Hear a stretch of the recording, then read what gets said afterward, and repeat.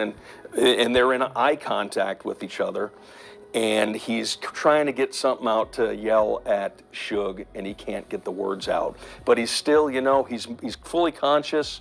He's moving. He's kind of squirming, and that's when I looked at him, and there was an extensive amount of blood on him, and I saw that I couldn't tell exactly where it was, but he had clearly had torso wounds, which are, of course, almost always going to be life-threatening.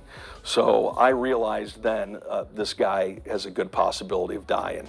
So I looked at him and I said, what happened? Who shot you? Who did this? What's going on? And he's just really just kind of ignoring me. He's not even, even though I'm right there holding him, he's just kind of not acknowledging my presence, and he's trying to yell back at Suge. Well, I turned around at Suge, and that was the first time I noticed. I saw the back of another bike officer, and he was pushing Suge away from me, and that's the first time I realized there's other cops there, so that made me feel a lot better. So he kind of pushes Suge back, and Suge is still yelling, "Pack, pack." He's trying to yell at him.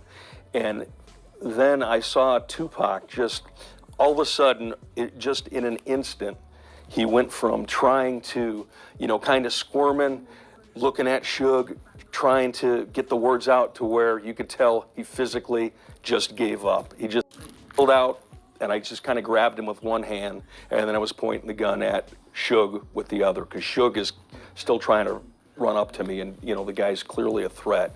He was also just absolutely gushing blood out of the side of his head, but he's acting fine. I mean, he's not incapacitated in any way. He's shooting blood out of his side of his head, and he starts yelling at Tupac, and he's yelling at him, "Pack, pack," and he just keeps yelling, "Pack." And My people, how's it going? You guys heard it from Chris Carroll, the officer first to arrive on scene on the supposedly faked Tupac shooting September 7th, 1996. You guys heard what he said. Blood gushing from Suge Knight's head. You guys have seen the pictures of the car afterwards, how it looked. There was no blood anywhere to show that it was gushing. Why wasn't there no blood in the windshields? If it was gushing blood, right? It would have started gushing as soon as they got supposedly shot. So there's no blood on the windshield, on the seat. None of that. Then he goes on to say that Tupac was shot, torso injuries, and just had blood gushing. He just had blood everywhere, right? Where's the blood on the floor? You guys seen where they laid him down, supposedly. Where's the blood? There's no blood on the floor. Did Tupac bleed invisible blood?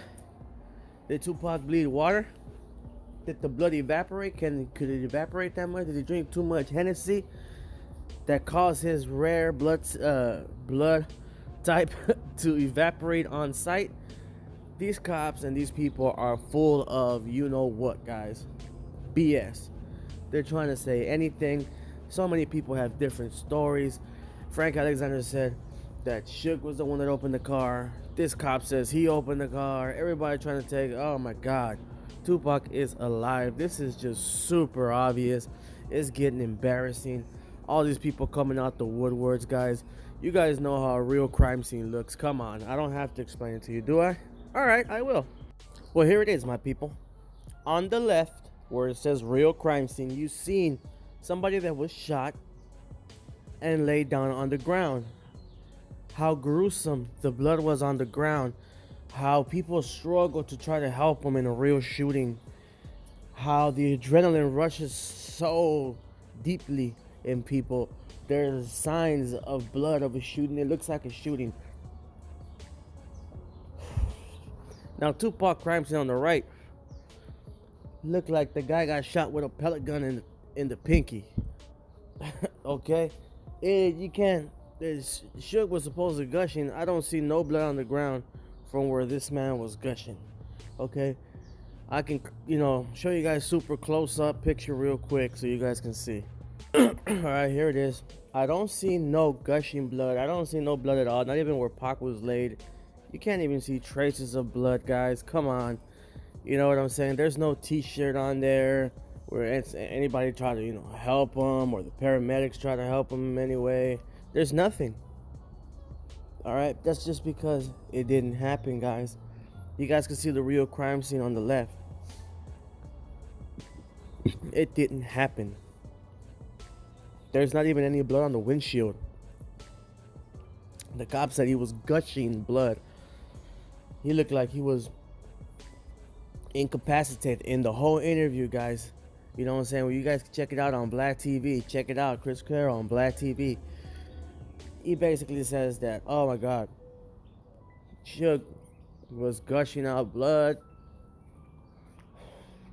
It looked like he couldn't move, but he was acting like nothing happened.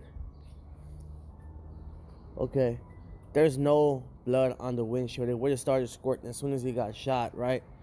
This makes no sense, guys. Not only does this guy's story makes no sense at all, because of the fact that we have the proof, the pictures. You can't pull the wool over our eyes. We have real great researchers, okay? So, quit that. All right? It's common sense here that Tupac is still alive. All right? It's been a hoop hop case since the beginning. Nobody's ever been arrested. All the proof is in the pudding. There's just so much proof, so much stuff that doesn't match, and it's just too overwhelming. You know what I'm saying? Tupac is alive. I know it's really hard to believe for some people. You know what I'm saying? But let me explain you guys some. For those that don't believe, you know what I'm saying? If you only speak Chinese, then you only speak Chinese. Alright? I can't make you understand. You can't see it, you can't see it, right? You don't believe, you don't believe. We know the facts. Alright? I was listening to Tupac when he was alive. I listened to him when he passed away. I'm from California. I was in Compton when he allegedly got shot. I heard all the rumors. Alright, and I spoke to so many people in the family, outside the family, guys. Tupac is alive. I hate to break it to, well, you know what? No, I love to break it to you.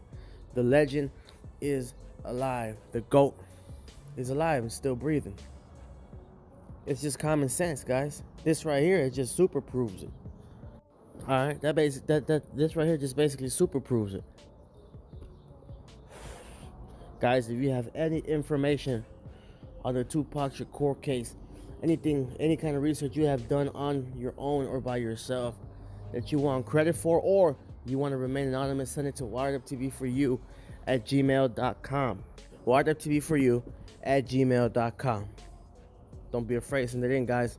Let's get to the bottom of this. We have to bring Tupac out of hiding, and the Wired Up TV team will do that. You guys know the drill. We're worldwide, all right? We're worldwide. We got the okay from his peeps, all right? I want to give a big shout out to Mr. Joe Gracia, the brand new team member of the Wired Up TV team, the official Wired Up TV team. Mr. Joe Gracia, big shout out for him. You know what I'm saying? Great researcher, and he's the brand new member of the Wired Up TV team. All right. So, guys, with that being said, we're coming to a close. No blood on the scene, even though the first cop that arrived said there was blood gushing out of Suge's head like a spray bottle, and Tupac was bleeding like crazy. This goes to show you that it wasn't, even if there was internal bleeding. I mean, listen to the whole interview. The guy said his blood was coagulating on his chest, and all he can remember was all the blood on that big old gold chain. Listen to the whole interview, guys. It makes no sense. Why? Because Pac's alive. That's why this case has never made any sense. Guys, keep on researching. Keep on keeping on. Don't let nobody try to disconvince you of anything otherwise, all right? Common sense says Pac's alive. Keep being yourself. Keep being original. And like I always tell you guys, my people, always stay wired up. I'll speak to you guys soon. Have a blessed day. Peace out.